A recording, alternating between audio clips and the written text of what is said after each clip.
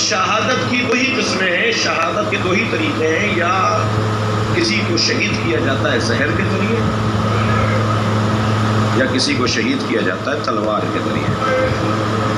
اب اگر نبی کے دونوں نواسے زہر سے مار دیے گئے ہوتے تو ایک قسم شہادت حاصل نہ ہوتی، اور دونوں کو اگر تلوار سے مار دیا گیا ہوتا تو نبی کی ایک قسم شہادت کا عنوان نہ ہوتا۔ ایک کو زہر سے مارا گیا اور ایک کو تلوار سے مارا گیا۔ وقت نہیں ہے اور فضائل کا باب میں نے بند کر دیا، ورنہ علامہ اقبال نے امام حسن کی شہادت پر جو کلام کہا ہے، کہ شمع شبستان دیکھا امام حسن کی بھی حافظ جمیعت خیر دانشیند آتش پیکار کی پشت پاگن پر سوے تاجو نہیں، وہ حسن مشتبہ جنہیں زہر دے کے مار دیا۔ جب میرے مولا کو زہر کا اثر ہونے لگا اور قے کے ذریعے جگر کے ٹکڑے کر دیا ہے، تو امام حسن قریب بیٹھے ہوئے تھے، امام حسین مولا حسن کے قریب بیٹھے ہوئے تھے۔ جب امام حسن کو قے سے جگر کٹ کر باہر آتا اور امام حسین وہ تشت ہاتھ میں لیے ہوئے تھے، تو اسی اثنا میں کسی نے بتایا کہ زینب آ رہی ہے۔ امام حسن نے فرمایا بھائی حسین، یہ تشت یہاں سے ہٹا دو، میری زینب سے برداشت نہیں ہوگا، میری بہن سے برداشت نہیں ہوگا، سنیں گے عزادارو؟ تو امام حسین نے فرمایا بھائی اللہ نے اس بہن کو بڑا حوصلہ دیا ہے۔ امام حسین کا تو ایک ہی جملہ ہے، لیکن میں اگر رونے والوں سے کہوں کہ اللہ نے جناب زینب کو بڑا حوصلہ دیا، کیسے؟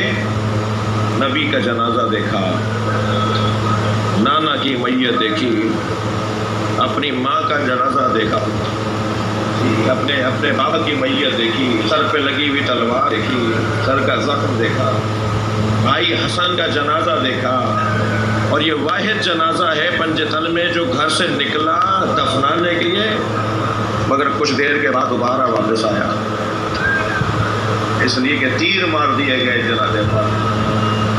اور عزادارو اس بہن کا تو بڑا حوصلہ ہے، یہ 70 قدم کے فاصلے سے اجرکم اللہ، اجرکم اللہ، جسے رونا آ رہا ہے اپنی آواز آزاد کریں گے، اپنے بھائی حسین کو ذبح ہوتے ہوئے دیکھیں، بار بار پکاریں گی کوئی ہے جو نبی زادے کو بچائے۔ عرب دنیا کا دستور یہ تھا کہ اگر عرب کی عورت باہر گھر سے نکل کر آئے اور سر پر دونوں ہاتھ رکھ کے کھڑی ہو جائے تو گزرتے ہوئے لوگ سمجھتے تھے کہ اسے کسی چیز کی ضرورت ہے، یہ کوئی مطالبہ کر رہی ہے، اسے کوئی حاجت ہے، یہ کوئی مدد چاہتی ہے۔ سنیں گے عزادارو؟ کبھی دائیں جا کے سر پہ ہاتھ رکھتی تھی، کبھی بائیں جا کے سر پہ ہاتھ رکھتی تھی، تاکہ پورا عرب دیکھ لے کہ مجھے اپنے بھائی کی زندگی چاہیے، کوئی ہے جو نبی زادے کو بچائے۔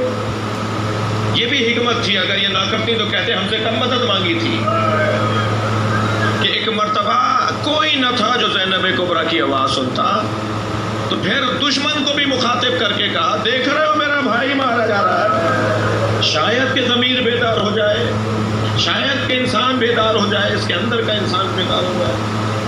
یہ زینب میری بیوی اس وقت میں بھی لوگوں کو ہدایت عطا کر رہی ہے۔ امام حسن جب شہادت قریب آئی نا تو جناب ام فروا کو بلایا، 2 سال کے ہیں حضرت قاسم،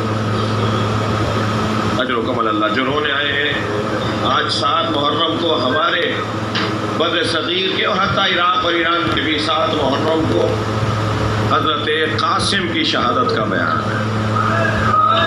شہادتیں تو ساری عاشور کے دنوں میں ہیں، مگر ان پورے 10 دنوں میں ہم نے بیان شہادت کو تقسیم کیا ہوا ہے۔ کل مولا عباس کا ذکر ہوگا،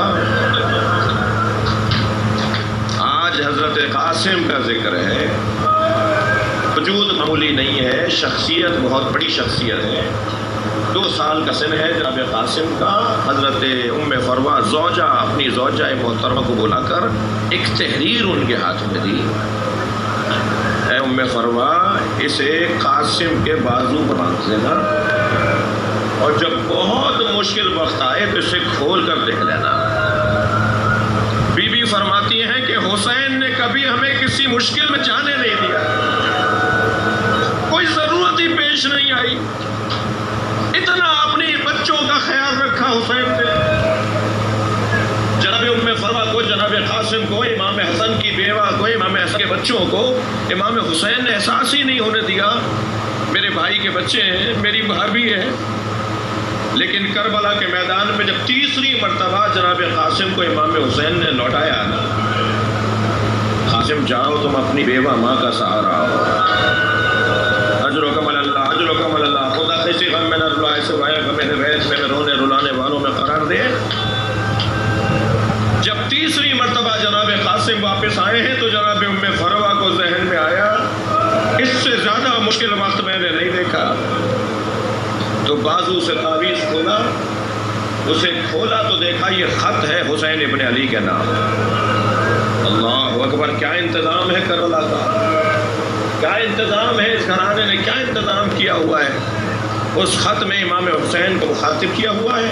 جناب ام فرما کہتی ہیں مجھے اتنا اطمینان ہوا کہ اب میری مشکل آسان ہو جائے گی۔ یہ شب عاشور جناب ام فرما جناب قاسم سے یہ کہہ رہی تھیں قاسم کل قربانی میں تاخیر نہ کرنا، کہیں ایسا نہ ہو کہ علی اکبر مار دیے جائے اور محمد مار دیے جائے، عباس مار دیے جائے اور تم زندہ رہ جاؤ۔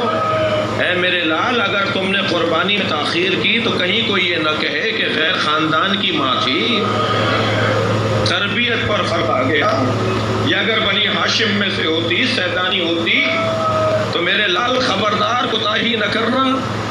لیکن جب اس خط کو دیکھا تو فرمایا جاؤ قاسم یہ خط اپنے چچا کو دے دو۔ اب حضرت قاسم آئے ہیں، اپنے چچا امام حسین کو خط دیا جس میں امام حسن نے بھائی حسین کو لکھا تھا بھائی حسین کربلا میں میں نہیں ہوں،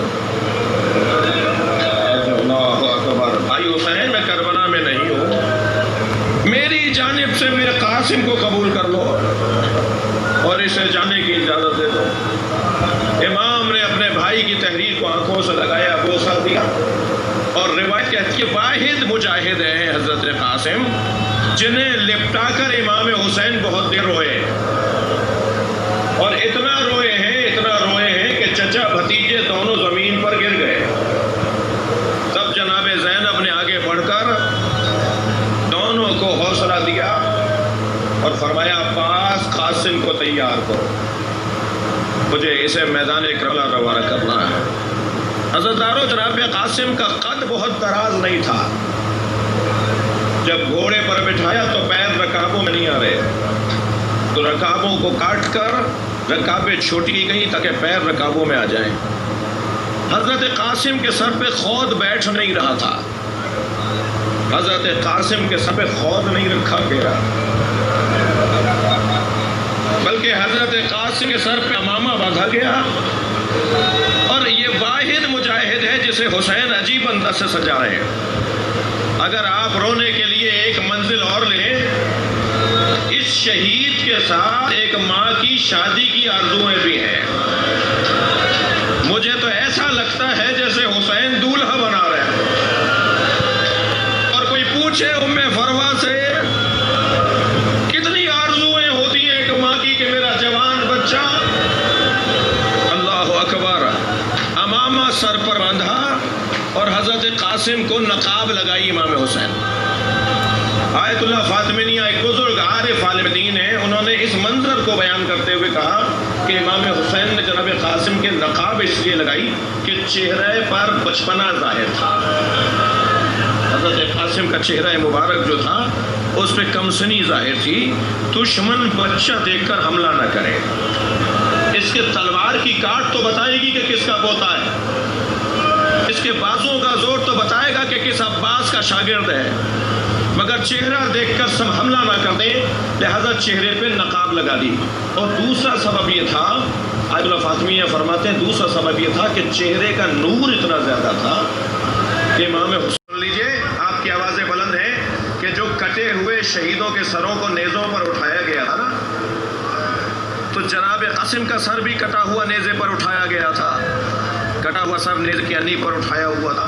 جب یہ قافلہ کوفے سے گزرنے لگا تو ایک قیافہ شناس، چہروں کو دیکھ کر جو بات کرتے ہیں نا، بھویں ایسی ہیں، پیشانی ایسی ہے، ناک کی نوک ایسی ہے، لب ایسے ہیں، اور پھر قیافہ شناس شخصیت بتاتے ہیں کہ اس کے چہرے کی چہرہ بتا رہا ہے کہ شخصیت کیسی ہے۔